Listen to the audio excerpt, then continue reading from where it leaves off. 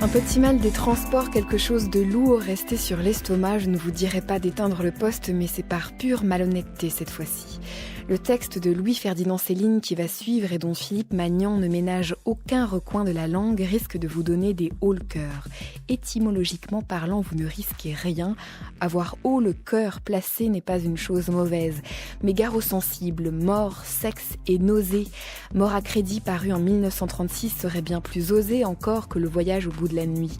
On y retrouve le goût de l'auteur pour les descriptions collectives hallucinées, souvent empreintes de scatologie. Vomir est un événement récurrent dans le roman et dans le passage choisi, nous y sommes précisément. Le livre va paraître enfin, vous en savez le ton, cela va bien plus loin que le voyage, les psychanalystes vont être ravis, je n'ai pas lésiné, écrit l'auteur lors de sa publication.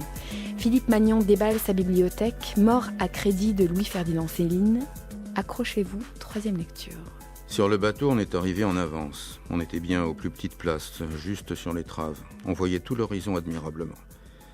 Je devais signaler, moi, le premier, la côte étrangère. Le temps était pas mauvais, mais quand même, dès qu'on s'est éloigné un peu, qu'on a perdu de vue les phares, on a commencé à mouiller. Ça devenait une balançoire et de la vraie navigation. Ma mère alors s'est résorbée dans l'abri pour les ceintures. C'est elle la première qui a vomi à travers le pont et dans les troisièmes. Ça a fait le vide un instant. D'autres personnes alors s'y sont mises à faire des efforts inouïs, par-dessus bord et bastingage. Dans le balancier, contre le mouvement, on dégueulait sans manière, au petit bonheur. Il n'y avait qu'un seul cabinet au coin de la coursive. Il était déjà rempli par 4 vomitiques affalés, coincés à bras-le-corps. La mer gonflait à mesure. À chaque houle, à la remontée, un bon rendu. À la descente, au moins 12 bien plus opulents, plus compacts. Ma mère, sa voilette, la rafale la lui arrache, trempée. Elle va plaquer sur la bouche d'une dame à l'autre extrémité, mourante de renvoi. Plus de résistance.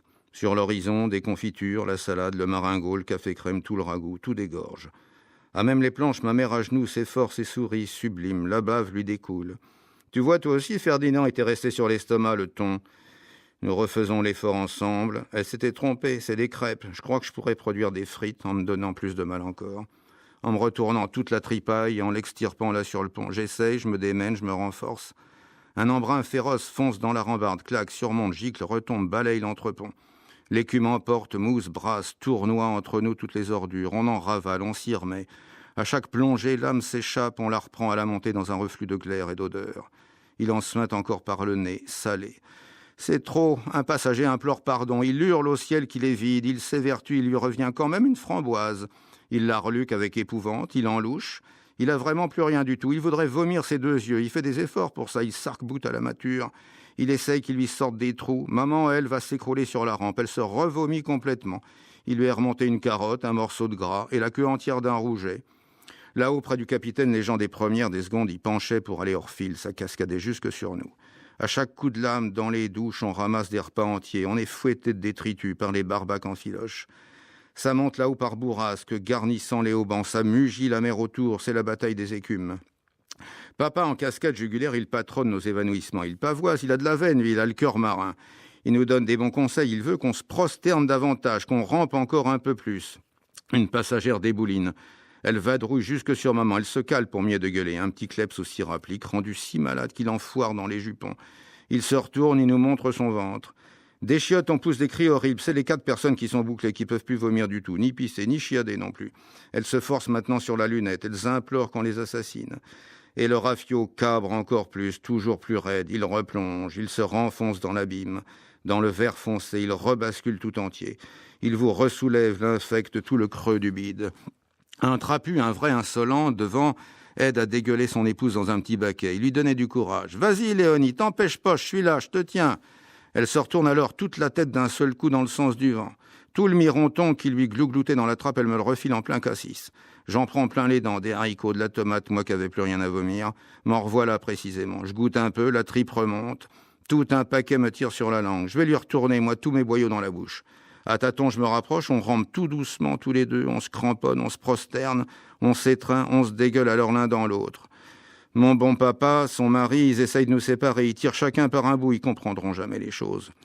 Je repasse à sa toute belle, tout un écheveau parfait de nouilles avec le jus de la tomate. Un site de 3 jours, elle me redonne de son gruyère.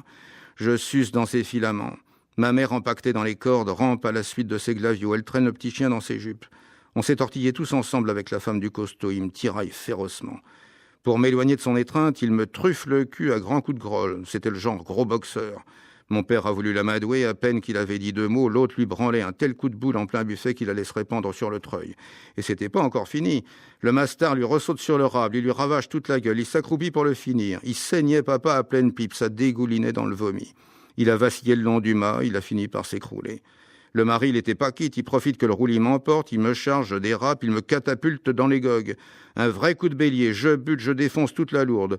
Je retombe dans les mecs avachis, je me retourne dans le tas. Je suis coincé dans leur milieu, ils ont plus aucun de culotte. Je tire le cordon, on est noyé dans la tombe, on s'écrase dans la tinette. Mais ils arrêtent pas de ronfler. Je ne sais même pas, moi, si je suis mort. Voilà, vous ne sourcillez pas à la langue de Céline, vous semblez même la lire avec appétit. Bon appétit à ceux qui sont en train de goûter. Votre troisième choix se tourne vers Mort à crédit de Louis-Ferdinand Céline, qui paraît en 1936. Pourquoi celui-ci et pourquoi ce passage-là précisément ? Mort à crédit, oui, parce que c'est le premier livre que j'ai lu de Céline et ça a été aussi un ébahissement. J'ai été submergé, si on peut continuer de parler. J'ai été submergé par le texte, par cette rencontre. Là, alors là, c'est un passage qui a de haute voltige, très particulier, ce passage où il raconte ce voyage qu'ils ont fait vers l'Angleterre, avec toute cette dégoulinure de vomi, tous ces gens, parce que la mer avait du creux. Donc c'est le premier, et après celui-là, j'ai enchaîné sur bien d'autres ouvrages de Céline, mais c'est celui qui m'a happé, en quelque sorte, le premier. Il y a cette virtuosité de la langue, ce style pour le coup. Alors si on peut parler de style, oui, effectivement, Céline a du style, il a un style. Et il n'y a pas beaucoup de gens, comme il le disait lui-même, qui ont du style. C'est un style, c'est pas rien, quoi. Et ce passage particulier, parce que c'est quelque chose d'assez... pour filer la comparaison à ce qu'on disait l'autre jour à propos de la musique, il y a un côté symphonique là-dedans, dans ce voyage. Il y a ce bateau qui va de creux en bosse, au milieu de la mer un peu démontée. Et puis tous ces gens qui se mettent pas à l'unisson, mais... Suivant chacun sa partition de vomi. Voilà, qui se mettent à vomir tous ensemble, ou en dégradé, ou en polyphonie. Et il y a cet ensemble symphonique avec en même temps cette façon qu'il a de ciseler des cas particuliers, de s'approcher en gros plan de l'un, de l'autre, de faire des mouvements de recul. Il y a un côté très cinématographique et en même temps odorant et en même temps visuel, voilà. Alors il y a là-dedans toute une grande part du talent si particulier de Céline qui peut tourner autour d'une réalité pour essayer de la rendre le plus possible, s'immerger dedans, s'en défaire, prendre de la distance, replonger, et du coup nous mettre en immersion et nous donner ou des nausées à nous-mêmes, ou au contraire déguster avec plaisir tout cet ensemble harmonieux et en tout cas oui, délicieux. Oui.